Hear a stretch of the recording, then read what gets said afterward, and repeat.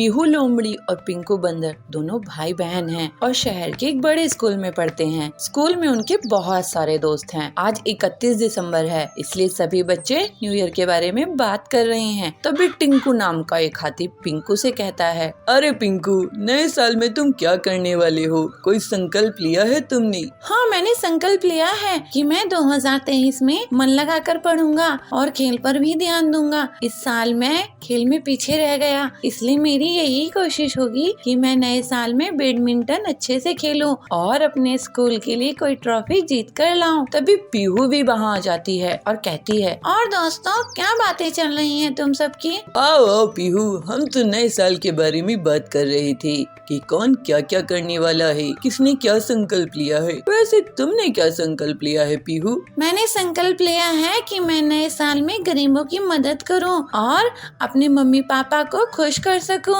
और इस बार क्लास में फर्स्ट भी आऊं। बच्चों के बीच ऐसे ही बातें चल रही थी। उसके बाद उनकी छुट्टी हो जाती है और पीहू और पिंकू अपने घर आ जाते हैं, जहाँ वो देखते हैं कि सोसाइटी के बहुत सारे लोग उनके घर पर इकट्ठा हुए हैं। मम्मी, ये सब यहाँ घर पर क्यों जमा हुए हैं? कुछ है क्या आज? हाँ बच्चों, आज न्यू ईयर की पार्टी है ना घर पर, इसलिए ये सभी आए हुए हैं। आदमी लोग घर की सजावट कर रहे हैं और हम औरतें खाना बना रही हैं। देखो, मैंने तुम्हारी पसंद का गाजर का हलवा भी बनाया है और हाँ, तुम्हारे दोस्त भी आए हुए हैं। जाओ जाकर देखो कमरे में। बच्चे बहुत खुश हो जाते हैं और अपने कमरे में जाकर देखते हैं, जहाँ उन्हें उनकी सोसाइटी के दोस्त बैठे हुए मिलते हैं और सब गुब्बारे फुला रहे थे। अरे दोस्तों, कैसे हो तुम? हम तो अच्छे हैं, तुम कैसे हो? पता है, हम कब से तुम्हारा इंतजार कर रहे हैं। चलो आओ, गुब्बारे फुलाते हैं। पिंकू और पीहू गुब्बारे फुलाते हैं। उधर सभी औरतें मिलकर खाना बना रही थी। बच्चों के पापा कह रहे थे कि सारा खाना बाहर से ऑर्डर कर लेते हैं, पर मैंने कहा नहीं, बस केक और कुछ मिठाई और पीने के लिए कुछ कोल्ड ड्रिंक ऑर्डर कर लेते हैं। बाकी तो हम सभी औरतें मिलकर कर ही लेंगी। क्यों, सही कहा ना बहन जी मैंने? हाँ पीहू की मम्मी, सही कहा अपनी। वैसे भी हम भी घर पर पड़ी हुई क्या कर रही थी, यहाँ आकर कम से कम आपकी मदद तो कर रही हैं। उधर आदमी लोग आपस में हंसी मजाक कर रहे थे और घर की सजावट भी कर रहे थे। लाओ बच्चों, ये गुब्बारे हमें दे दो, हम इन्हें दीवार पर लगा देते हैं और तुम भी जल्दी जल्दी से मुँह हाथ धो लो, क्योंकि 12 बजने में कुछ ही समय बचा है। लेकिन मुँह हाथ धुलना जरूरी है क्या पापा? और क्या बच्चों, अभी तो आपकी सुंदर सुंदर फोटो आएगी। बच्चे मुंह हाथ धुलकर बैठ जाते हैं और 12 बजते ही मम्मी पापा सभी के साथ मिलकर केक काटते हैं और सभी में केक परोसते हैं। केक बहुत ही टेस्टी था। उसके बाद सभी मिलकर पटाखे फोड़ते हैं। पीहू और पिंकू बहुत खुश थे। पटाखे फोड़ने के बाद सभी मिलकर सफाई कर्मी, गार्ड और गरीब लोगों को उपहार देते हैं और उनसे गले मिलते हैं। इन सभी के बाद वह उन सभी लोगों की फोटो खींचते हैं। चलो चलो, बहुत हो गई फोटो, अब खाना खा लेते हैं, बहुत जोरों की भूख लग रही है। अरे पापा, अभी तो फोटो खींचना शुरू किया था, हमारी भी तो फोटो खींचनी है ना। फोटो तो बाद में भी खींच लेंगे, अभी खाना खा लो, नहीं तो ठंडा हो जाएगा और फिर खाने में वो स्वाद नहीं आएगा। समझ गए ना बच्चों? चलो चलो, खाना खा लो। भाई साहब, आप भी आ जाइए, चलिए खाना खा लेते हैं। सभी मिलकर खाना खाते हैं और खूब मस्ती करते हैं, साथ ही गाना बजाना भी होता है और इस तरह सभी लोग मिलकर नए साल का स्वागत करते हैं। Happy new year. टॉली नगर के जंगल में कड़क से पिज्जा की बड़ी सी दुकान चलाता था। उसी की दुकान के सामने पीलू सस्ता दाल चावल बेचा करती थी। ये बात कड़क को बिल्कुल पसंद नहीं थी। एक गरीब उसकी दुकान के सामने अपनी दुकान लगाए। एक दिन कड़क अपने आदमियों के साथ पीलू के पास जाता है। तू यहाँ से अपनी दुकान हटा, तेरी गरीब दुकान के कारण मेरे इस शानदार पिज्जा शॉप का शो खराब हो रहा है। कड़क सेठ जी, आपका और मेरा क्या मुकाबला है? आपकी इतनी बड़ी दुकान है, अमीर लोग वहाँ आते हैं, मैं छोटी सी गरीब, मेरी दुकान में गरीब लोग ही आते हैं और वैसे भी मेरी दुकान आपके पिज्जा शॉप से बहुत दूर है। मुझे ज्ञान देती है? फिर कड़क और उसके आदमी पीलू की दुकान को तोड़ फोड़ देते हैं। पीलू बहुत दुखी हो जाती है, वो रोने लगती है। हम गरीब लोगों की कोई नहीं सुनता, सिर्फ सिर्फ दाल चावल ही तो बेचा करती थी मैं, इसमें इस कड़क सेठ का क्या नुकसान हो रहा था। लेकिन घमंड के कारण उसने मुझ गरीब की दुकान ही तोड़ दी। पीलू रोते रोते सो जाती है। जब वो उठी है तो देखती है कि कड़क सेठ और उसके आदमी उसका मजाक उड़ा रहे हैं। ये देखकर वो बहुत गुस्से में आ जाती है। अब मैं भी गरीब लोगों के लिए पिज्जा बनाऊंगी, ऐसे ठान लेती है। ऐसा सोचकर पीलू अपनी टूटी हुई दुकान के सामान को फिर से इकट्ठा कर लेती है और तवे में पिज्जा बनाने लगती है। कुछ गरीब चिड़िया वहाँ आती है। अरे पीलू बहन, तुम भी पिज्जा बना रही हो? ये तो हम खा ही नहीं पाएंगे, बहुत महंगे होते हैं ना ये, अमीर लोगों का खाना है ये। नहीं बहन, मैं पिज्जा सस्ते दामों में ही दूंगी और इतनी टेस्टी कि अमीर भी इसको खाने आएंगे। फिर थोड़े ही दिनों में पीलू का पिज्जा बहुत फेमस हो गया और गरीब लोगों के साथ अमीर भी उसकी दुकान में आने लगे। एक दिन पीलू के घर के पास दबंग जाबाज पहुंचता है। पीलू, मैं तुम्हारी दुकान में नहीं आ पाया, लेकिन मुझे तुम्हारा पिज्जा खाना है। लेकिन अगर मुझे पिज्जा पसंद नहीं आया तो मैं तुम्हें पैसे नहीं दूंगा। मैं आपको अभी एक पिज्जा बना कर देती हूँ जाबाज जी, आपको जरूर पसंद आएगा। जाबाज को पीलू के पिज्जा बहुत पसंद आते हैं और वो उसकी तारीफ करके उसको पैसे देकर चला जाता है। इसको देखकर कड़क गुस्से में आ जाता है और फिर से अपने गुंडों के साथ पीलू की दुकान तोड़ने जाता है। तेरी ये हिम्मत, मैं फिर से तेरी दुकान तोड़ दूंगा। लेकिन तभी वहाँ पर जाबाज आ जाता है और अकेले ही कड़क और उसके गुंडों को पिटाई कर देता है। इसके बाद जाबाज के डर से कड़क जंगल छोड़कर भाग जाता है और पीलू अपनी मेहनत और लगन के कारण पिज्जा की बड़ी सी दुकान खोल लेती है। इस तरह से पीलू हंसी खुशी रहने लगती है। नैनपुर गांव के जंगल में पीलू की एक छोटी सी बेकरी की दुकान थी। उसके हाथ के जाम, पिज्जा, बर्गर लोगों को बहुत पसंद आते थे और उसके यहाँ हमेशा भीड़ लगी रहती थी। पीलू की बहुत तारीफ होती थी। वहीं पर उसकी दुकान के सामने जाबाज की भी बेकरी थी। वो पीलू से बहुत जलता था। एक दिन वो नया साल शुरू होने के पहले अपनी दुकान में केमिकल से बने अलग अलग फ्लेवर्स के बड़े बड़े पिज्जा, बर्गर बेचना शुरू कर देता है। बड़ा साइज होने की वजह से लोग वहीं जाते थे, लेकिन उसका स्वाद उन्हें अच्छा नहीं लगता था। इससे पीलू की दुकान में अब लोग कम जाने लगे। ऐसे ही एक दिन ब्रेड सप्लाई करने वाला बबलू पीलू के पास पहुंचता है। पीलू बहन, क्या बात है? आप आजकल पिज्जा, बर्गर, ब्रेड्स का ऑर्डर नहीं कर रही हो? नया साल आने वाला है, अब तो लोग ज्यादा डिमांड करेंगे। क्या बताऊं बबलू भाई, उस कालू के कारण मुझे बहुत नुकसान हो रहा है। मैं तो दुकान बंद करने की सोच रही हूँ। अरे, ऐसे अपशगुन बातें मत करो बहन, ऐसे हार मत मानो। तुमने बहुत मेहनत से दुकान बनाई है। लेकिन भाई साहब, आप तो अच्छे से जानते हो मुझे बहुत नुकसान हो चुका है। अब मैं और नुकसान नहीं ले सकती। नया साल में सब खुशियाँ मनाएंगे, लेकिन मेरी दुकान बंद हो जाएगी। मैं उधार लेकर दुकान नहीं चलाऊंगी। तुम फिक्र मत करो पीलू बहन, मैं तुम्हारे लिए रास्ता निकालता हूँ। मेरे जीजा जी अफ्रीका के जंगल में फ्रूट्स का काम करते हैं।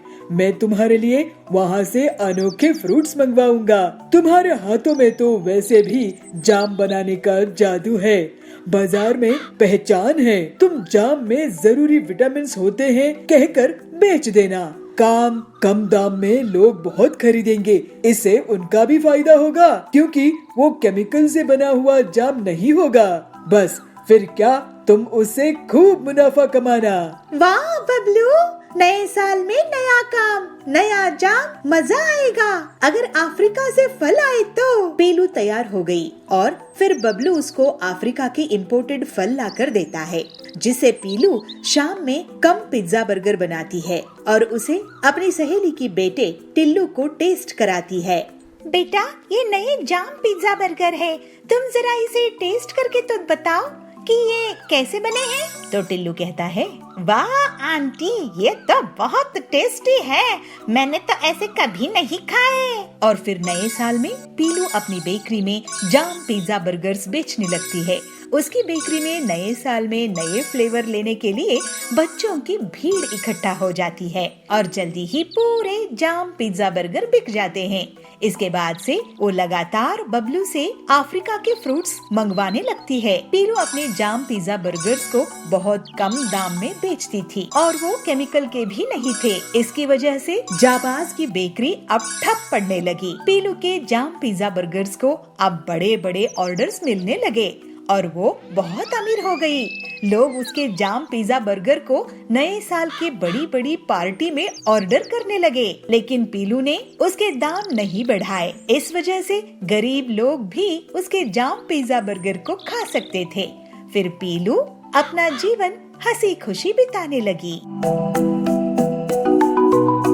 हीरापुर गांव के जंगल में कड़क सेठ बहुत ही अमीर, लालची और धोखेबाज सेठ था। उसके बेहिसाब संपत्ति थी। पेट्रोल पंप, फिल्म थिएटर, गाड़ियों का कारोबार, सोने हीरे की दुकानें वगैरह थी। कड़क जल्द ही एक मॉल भी शुरू कर देता है। पीलू उसी गांव में एक छोटी सी किराना दुकान चलाती थी, लेकिन आजकल उसकी दुकान में भीड़ नहीं रहती थी। वो काफी परेशान रहने लगी। उसी समय टिल्लू आता है। पेला दे दे, कोल्ड ड्रिंक देना था। तो पीलू कहती है, ये लो कोल्ड ड्रिंक। टिल्लू भैया, आजकल ज्यादा लोग मेरी दुकान में आते नहीं हैं। क्या तुम बता सकते हो ऐसा क्यों है? तो टिल्लू कहता है, हाँ, आजकल क्या है ना, सभी चीज ऑनलाइन ही मिल जाती है। माचिस से लेकर कार तक सब कुछ ऑनलाइन इंटरनेट में मिल जाता है। और देखो, एक डिलीवरी बॉय जा रहा है। तो पीलू कहती है, अच्छा, तो ये लोग हैं जो सामान डिलीवर करते हैं ऑनलाइन कंपनियों के लिए, लेकिन इसमें हम छोटे दुकानदारों का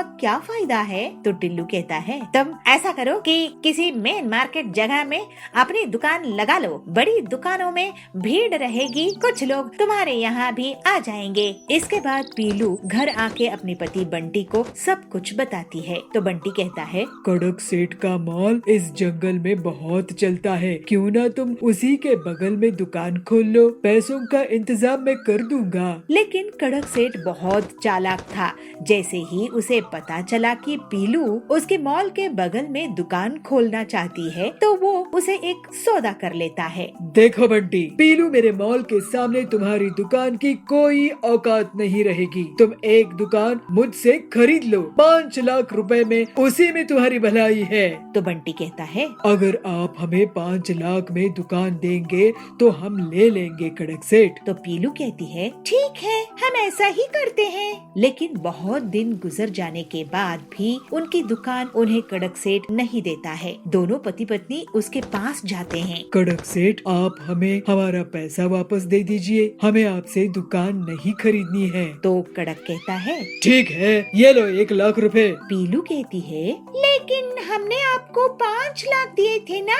तो कड़क कहता है, तो मैंने कहा है क्या बुकिंग कैंसिल कराने के लिए? अब बुकिंग करोगे तो 10 लाख लूंगा। चलो भागो यहाँ से, नहीं तो ये भी नहीं दूंगा। दोनों पति पत्नी दुखी मन से घर आते हैं। तो पीलू कहती है, अब हम क्या करेंगे जी, हमारी पूरी संपत्ति खर्च हो गई है। बंटी कहता है, मुझे सोचने दो, कोई न कोई रास्ता तो निकलना होगा। फिर बंटी अपने दोस्त हरिया के पास जाता है। वो एक ऑटो मैकेनिक था। उसके पास एक पुरानी गाड़ी थी। बंटी अपने दोस्त से पूरी बात कहता है और हरिया उसे उस गाड़ी का उपयोग बताकर एक आइडिया देता है। बंटी बहुत खुश हो जाता है। वो घर आकर पीलू को अपना प्लान बताता है। तो पीलू कहती है, ये तो वाकई बहुत अच्छा प्लान है। अगले दिन बंटी गाड़ी में पूरी किराना दुकान सजा कर निकलता है। लोग बड़ी हैरानी के साथ उसे देखते हैं। तभी जाबाज कहता है, अरे ऐसे सुपरमार्केट तो मैंने पहले कभी नहीं देखा। तो बबली कहता है, वाह वाह बंटी भैया, पीलू दीदी, आप लोगों ने तो कमाल ही कर दिया है। अब से मैं आपके इस गाड़ी सुपर बाजार से ही सामान खरीदूंगा। तो बंटी कहता है, ये गाड़ी सुपर बाजार पूरे जंगल वालों के लिए सबसे सस्ती दुकान है। मॉल भूल आओ, वहाँ का महंगा सामान भूल जाओ। यहाँ गाड़ी सुपर बाजार से किफायती कीमत में सामान खरीदो। हमारी गाड़ी बाजार आपके पास एक फोन कॉल में खुद ही चल कर आएगी, आपको ऑनलाइन ऑर्डर करने की परेशानी से बचाएगी और मॉल जाने की तकलीफ से भी आपको छुट्टी मिलेगी। इस तरह से बंटी और पीलू अपना गाड़ी सुपर बाजार चलाने लगते हैं और जंगल के पक्षी उनको बुला बुला कर उन्हीं के यहाँ सामान खरीदने लगते हैं। जल्द ही कड़क का महंगा मॉल बुरी तरह से नुकसान में चला जाता है और जो उसने बैंक लोन लिया था वो नहीं चुका पाता है। इस वजह से उसे जेल हो जाती है। फिर पीलू और बबलू हंसी खुशी अपना जीवन बिताने लगते हैं। विद्यापुर नाम के गांव में पीलू चिड़िया रहती थी। उसका बेटा बबलू और बहू बबली वो भी उसी के साथ रहते थे। लेकिन बबलू और बबली को बूढ़ी पीलू का साथ रहना पसंद नहीं आता था। पीलू की एक बेटी थी, उसका नाम हरी था। हरी की बड़े शहर में शादी हो चुकी थी। शादी के बाद से वो बहुत घमंडी हो गई थी और अपने मायके वालों से ज्यादा बातचीत नहीं करती थी। एक दिन बबलू कहता है, माँ मेरी बात सुनो, मेरी कमाई बहुत कम हो चुकी है और महंगाई बहुत ज्यादा। मैं तुम्हारा खर्चा वर्चा नहीं उठा पाऊंगा और गांव में हमारा कोई रिश्तेदार भी नहीं है जहां मैं आपको छोड़ कर आ सकूं। मेरी पूरी कमाई घर चलाने में ही चली जाती है। मुझे बच्चे होंगे तो उन्हें स्कूल कैसे भेजूंगा ये भी मैं सोचता रहता हूँ। तुम ऐसा करो कि कुछ दिन हरी दीदी के यहाँ चली जाओ। तो पीलू कहती है, बेटा अपनी बेटी के ससुराल में माँ का रहना अच्छी बात नहीं है, लेकिन तुझे तकलीफ ना हो तो मैं ही ये तकलीफ उठा लेती हूँ। फिर पीलू अपनी बेटी के ससुराल चली जाती है। पीलू अपनी बेटी को कहती है, बेटी हरी क्या मैं तेरे घर कुछ महीने रुक सकती हूँ? वो क्या है ना, बबलू की कमाई कम हो गई है तो वो मुझे तेरे यहाँ रुकने के लिए कह रहा है। तो हरी कहती है, अरे माँ मैं तो अपने पति के साथ आज ही अपनी ननद की शादी में विदेश जाने वाली हूँ, मैं तुम्हें यहाँ कैसे रख सकती हूँ? पीलू ये सुनकर बहुत दुखी होती है। वो रोने लगती है, हे भगवान इस बुढ़ापे में मेरे बच्चे कैसे हैं जो मुझे सहारा नहीं दे सकते हैं। मुझे अपने हाल में ही छोड़ दिया है, लेकिन मैं भी हिम्मत नहीं हारूंगी। फिर थोड़ी देर में कुछ सोचकर वो एक सुनार के पास जाती है और पीलू वहाँ पे कहती है, सुनार भैया आप ये मेरे कान के सोने की कुंडल गिरवी रख लो और मुझे इसके कुछ पैसे दे दो। तो सुनार कहता है, इस कुंडल के तो मैं आपको 5,000 ही दे पाऊंगा पीलू बहन। पीलू उन 5,000 को लेकर एक छोटी सी किराए की झोपड़ी में चली जाती है और मन में सोचती है, इन पैसों से तो 1 महीने का गुजारा हो जाएगा, उसके बाद मेरे पास खाने के लिए भी पैसे नहीं बचेंगे और मैं मुसीबत में पड़ जाऊंगी। मुझे काम शुरू करना चाहिए, लेकिन इतने पैसों से मैं सिर्फ लड्डू बनाने का काम ही शुरू कर सकती हूँ। फिर अगले ही दिन से पीलू बूंदी के लड्डू बनाकर गांव में एक स्कूल के बाहर बेचने लगती है। पीलू आवाज लगाती है, बूंदी के लड्डू ले लो, बूंदी के लड्डू, गर्मा गर्म बूंदी के लड्डू, मीठे मीठे बूंदी के लड्डू। वहाँ पर सुंदरी आती है, बहन बूंदी के लड्डू कितने की है? तो पीलू कहती है, सिर्फ 20 रुपए की 4। तो सुंदरी कहती है, मुझे पहले एक चखने के लिए देना। तो सुंदरी एक लड्डू खाती है और कहती है, वाह बहन तुमने तो कमाल के बूंदी के लड्डू बनाए हैं, ये लो पैसे, मैं और भी लोगों को तुम्हारे पास भेजूंगी। गरीब को इतना स्वादिष्ट और अच्छा बूंदी के लड्डू नसीब नहीं होता है, वो सब बहुत खुश होंगे। घर लौटते समय पीलू को 2 गरी मिलती है। पीलू उन दोनों चिड़ियों को भी बूंदी के लड्डू दे देती है। इस तरह से जल्दी ही पीलू की दुकान चल पड़ती है और उसके पास इतने ग्राहक आते हैं कि वो अकेले काम नहीं कर सकती थी। पीलू रोज बूंदी के लड्डू बनाती और 2 बूंदी के लड्डू उन गरीब चिड़ियों को दे देती थी। तभी वहाँ पे सुंदरी आती है और कहती है, सुनो पीलू चिड़िया, मैं इस स्कूल की प्रिंसिपल हूँ। स्कूल में रिपब्लिक डे सेलिब्रेशन होगा, आप हमारे स्कूल के लिए 500 लड्डू का ऑर्डर ले लो।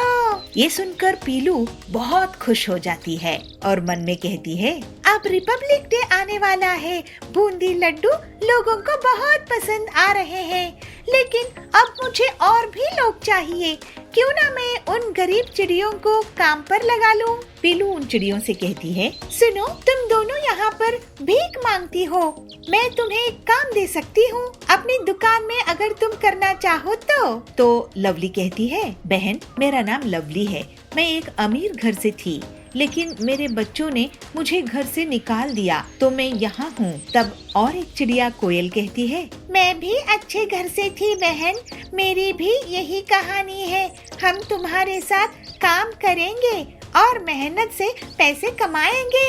ये सुनकर पीलू बहुत खुश हो जाती है और फिर तीनों चिड़िया मिलकर रिपब्लिक डे के लिए लड्डू बनाने का काम शुरू कर देते हैं। ऐसे ही एक दिन पीलू का बेटा उसकी दुकान में आता है। माँ, तुम तो बहुत मेहनती हो, मुझे माफ कर दो माँ, हम जवान लोगों के रहते तुम्हें इतनी परेशानी उठाने की कोई जरूरत नहीं है, मुझे माफ कर दो ना, तुम्हारा ख्याल नहीं रख पाया, मैं तुम्हें किस हाल में छोड़ दिया था, मैं अब तुम्हारी दुकान में काम करूँगा। तो पीलू कहती है, बेटा अब मेरे रिपब्लिक डे के लिए बूंदी के लड्डू बना रही हूँ, तू जाकर और भी स्कूल से ऑर्डर ले आ। फिर उस दिन बबलू दूसरे स्कूल से लड्डू के ऑर्डर ले आता है और उसकी पत्नी भी पीलू के काम में हाथ बटाने लगती है और पूरी ईमानदारी से वो दोनों पीलू की सेवा करने लगते हैं। जल्दी ही पीलू सभी की मदद से सभी स्कूलों का ऑर्डर पूरा कर देती है और रिपब्लिक डे में सुंदरी उसे स्पेशल मेडल भी देती है, जिससे पीलू और उसका परिवार बहुत खुश हो जाता है। इस तरह से पीलू अब अपने परिवार में खुशी खुशी रहने लगती है। पिंकी बंदरिया और कुन्नू सियार भाई बहन हैं। वो गांव में अपने मम्मी पापा और दादा दादी के साथ रहते हैं। एक दिन स्कूल में आते समय पिंकी बंदरिया की नजर कीचड़ में सने एक कुत्ते पर गई। वो बहुत छोटा था और रो रहा था। पिंकी को उस पर तरस आ गया, इसलिए वो उसके पास गई और अपनी बोतल का कच्चा पानी उसने उस पर डाला और उसे अपनी गोद में उठा लिया। पिंकी छोड़ इसे, देखिए कितना गंदा है और कितनी बदबू आ रही है इसमें से, छी छोड़ इसको। नहीं कुन्नू, मैं इसको नहीं छोड़ सकती, पता नहीं इसके माँ बाप कहाँ हैं और देखो तो बेचारा रो रहा है, मैं इसको अपने साथ लेकर चल रही हूँ, ठीक है ना। पिंकी उस कुत्ते को अपने साथ ले आती है और उसको खाना खिलाती है और उसे अपने पास लेटाकर टीवी भी दिखाती है। कुन्नू ये देख बहुत गुस्सा हो जाता है। पिंकी उतार इसको, ये हम दोनों का बेड है ना, तूने इसको कैसे बिठाया, उतार इसको, अभी कितना गंदा है ये, नाली में रहता है, उतार इसको। कुन्नू ये छोटा सा ही तो है, जरा सी जगह ले लेगा तो क्या हो जाएगा।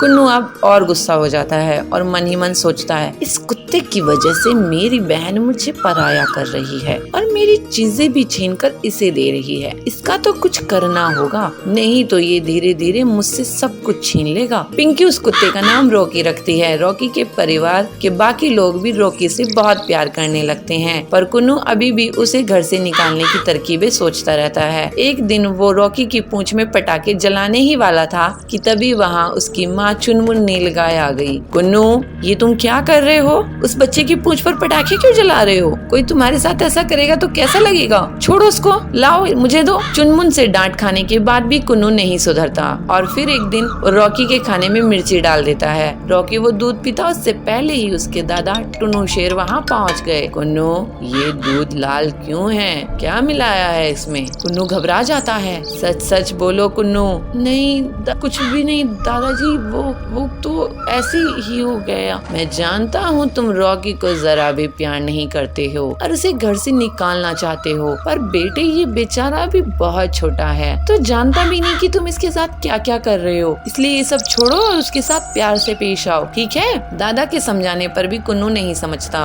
और फिर एक रात वो रॉकी को लेकर जंगल में चला जाता है और उसे कहीं दूर छोड़ाता है और घर आकर सो जाता है। अब उस रॉकी को मैं ऐसी जगह छोड़ कर आया हूँ जहाँ से वो चाह कर भी वापस नहीं आ सकता और मैं जीऊंगा चैन की जिंदगी। अंधेरी रात हो चुकी थी, घर में सब सो चुके थे कि तभी एक लोमड़ी चोर उनके घर में घुस जाती है और एक एक करके घर का सारा कीमती सामान चुरा लेती है। पर जैसे ही वो घर के बाहर कदम रखती है वैसे ही रॉकी भौंकने लगता है और घर वाले सारे लोग जाग जाते हैं। तब तक रॉकी लोमड़ी चोर को हिलने तक नहीं देता। अच्छा, तो ये चोर हमारे घर में चोरी करने आया था। शाबाश रॉकी, अगर आज तुम नहीं होते पता नहीं क्या हो जाता। टुन्नू लोमड़ी चोर को पकड़कर उसको पुलिस के हवाले कर देते हैं। पिंकी, दादाजी मुझे माफ कर दो। तू क्यों माफी मांग रहा है? तूने क्या किया? इसलिए क्योंकि मैं रॉकी को जंगल में छोड़ आया था, पर पता नहीं ये वापस कैसे आया।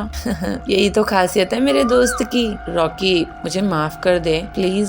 सॉरी यार, अब हम दोस्त बन सकते हैं। तू दोस्ती करेगा मेरे से? रॉकी अपना एक पैर आगे बढ़ाता है और अब दोनों के बीच दोस्ती हो जाती है। रॉकी कुन्नू का भी दोस्त बन जाता है और फिर सब खुशी खुशी रहते हैं।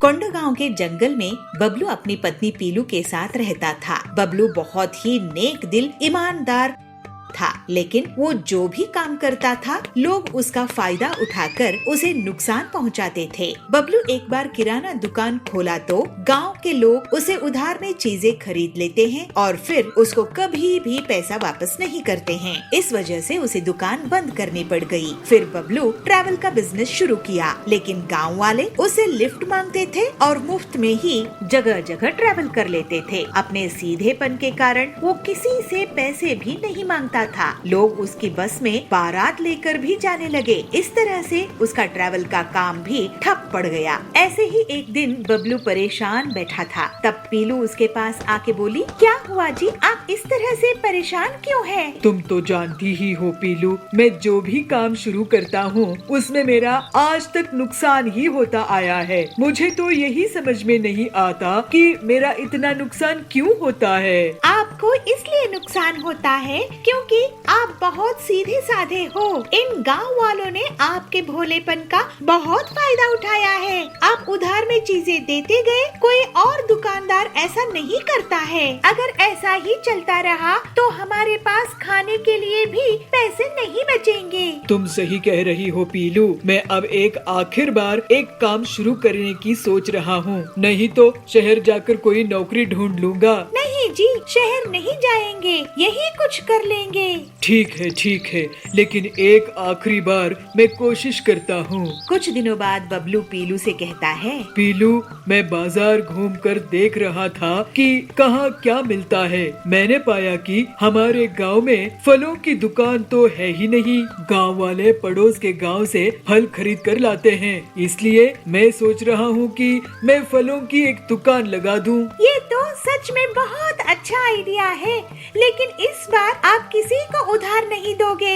नहीं, अब मैं अपनी आखिरी जमा पूंजी लगा रहा हूँ, इसको मैं बर्बाद होने नहीं दूंगा। फिर जल्द ही बबलू अपनी फलों की दुकान खोल लेता है, लेकिन बहुत से गांव वाले अभी भी उससे बिना पैसे दिए फल ले जाते थे। एक दिन पीलू भी उसकी दुकान में इसीलिए बैठ जाती है कि लोग बिना पैसे दिए फल ना ले जा पाए। एक दिन हरिया काका उनके यहाँ आता है। पीलू, तुम्हारी दुकान में ड्रैगन फ्रूट है क्या? हरिया काका, ये लीजिए ड्रैगन फ्रूट, ये बहुत ही स्वादिष्ट होता है, लेकिन महंगा है। स्वादिष्ट तो होता है, लेकिन फायदेमंद भी बहुत होता है। और रही बात कीमत की, तो सेहत से बढ़कर क्या कीमत है। अभी मौसम बदलने वाला है और ये इन्फेक्शन से बचाएगा। मुझे ये 5 किलो दे दो। हरिया के जाने के बाद, सुनिए जी, हरिया काका क्या कह के गए हैं कि इन्फेक्शन होने का डर है मौसम बदलने से। हाँ, अगर ऐसा होगा तो ड्रैगन फ्रूट से लोगों को इन्फेक्शन होने से बचाया जा सकता है। इसका मतलब हम और ड्रैगन फ्रूट बेच सकेंगे। देखो, गांव वाले ऐसे ही इसे नहीं खरीदेंगे। हम क्यों ना फ्रूट सलाद बनाकर बेचे। कुछ ही दिनों में लोगों को इन्फेक्शन होना शुरू हो जाता है और हरिया काका सबको ड्रैगन फ्रूट खाने की सलाह देता है। इस तरह से बबलू और पीलू की दुकान में लोग इकट्ठा होने लगते हैं। सुनिए, मैं आप लोगों को अब से मुफ्त में या उधार में कुछ नहीं दूंगा। आपको अपनी सेहत का ख्याल रखना है तो पैसे देकर फ्रूट सलाद लो। बबलू की बात सुनकर लोग सोच में पड़ जाते हैं, लेकिन फिर इन्फेक्शन से बचने के लिए वो बढ़ चढ़कर पैसे देते हैं। इस तरह से लोगों की सेहत भी सुधारने लगती है और लोग अब सबक ले लिए कि कोई भी अच्छी चीज मुफ्त में नहीं आती। फिर कुछ ही दिनों में बबलू और पीलू बहुत अमीर हो गए और बबलू ने सुपर स्टोर शुरू किया। अब से गांव वाले उससे पैसे देकर ही सामान लेते थे। इस तरह सभी खुशी खुशी रहने लगे। एक नगर में रिंकू खरगोश और भल्लू भालू रहते थे। दोनों में बहुत अच्छी दोस्ती थी। रिंकू को जंगल में जाने का काम पड़ता था। वहाँ पर एक चालाक और बदमाश पिग्गी रहता था। वो खरगोशों को लेकर शेरा को बेच देता था। पिग्गी जंगल में मिलने वाले खरगोशों को रास्ता भटका देता था और फिर उन्हें पकड़ लेता था। ऐसे ही एक दिन भल्लू और रिंकू जंगल में गए। भल्लू एक पेड़ के नीचे बैठ गया और रिंकू आगे चला गया। पिग्गी उसको छुप कर देखता है। वाह, ये तो बहुत ही अच्छा शिकार है। और पिग्गी रिंकू के पास जाता है। अरे खरगोश भाई, कहाँ घूम रहे हो? मैं तो किसी काम से आया हूँ। आप कौन है? मुझे लगता है आप रास्ता भटक गए हैं। मैं यहाँ पर सबकी मदद करता हूँ, खासकर खरगोशों की। लेकिन मुझे मदद की जरूरत नहीं है। ये सुनकर पिग्गी को गुस्सा आता है, लेकिन वो हंसने का दिखावा करता है। सोच लो खरगोश, कहीं लेने के देने पड़ जाएं। लेकिन भल्लू वहाँ आ जाता है। उसे देखकर पिग्गी चुप हो जाता है। क्या हुआ? आप परेशान कर रहे हैं मेरे दोस्त को? नहीं नहीं जी, मैं पास में ही हूँ। अगर मदद लगे तो बुलाना। दोनों दोस्त वापस नगर आ जाते हैं, लेकिन भल्लू को पिग्गी की बात खटक रही थी। रिंकू, वो पिग्गी बदमाश है। तुम्हें उसे जान का खतरा हो सकता है। मुझे भी गलत आदमी लग रहा था, लेकिन मुझे तो जंगल जाना ही पड़ता है। इस बार तो तुम थे, अगली बार क्या होगा? मेरे पास एक आइडिया है। भल्लू रिंकू को एक अलार्म घंटी देता है। रिंकू उस अलार्म घंटी को अपने गले में पहन लेता है और थोड़े दिनों बाद वो फिर से जंगल जाता है और थोड़ी ही दूर में उसे पिग्गी मिलता है। आज मैं तुम्हें नहीं छोड़ूंगा। आज तो तुम्हारा बड़ा भालू दोस्त भी नहीं है जो तुम्हें बचा पाए। किसने कहा कि मेरा दोस्त मेरे पास नहीं है? पिग्गी रिंकू को पकड़ने के लिए आगे बढ़ता है। रिंकू अलार्म घंटी का बटन दबा देता है। भल्लू के पास अलार्म घंटी की तेज आवाज पहुंचती है। फिर भल्लू तुरंत ही रिंकू के पास पहुंच जाता है। पिग्गी भल्लू को देखकर डर जाता है और भल्लू गुस्से में पिग्गी की पिटाई कर देता है। भल्लू और रिंकू की सूझबूझ से अब पिग्गी पकड़ा जाता है और जंगल के रास्ते जाने वाली सभी जानवर सुरक्षित महसूस करते हैं। इस तरह से भल्लू और रिंकू की बड़ी मुसीबत में भी बड़ी समझदारी काम आई।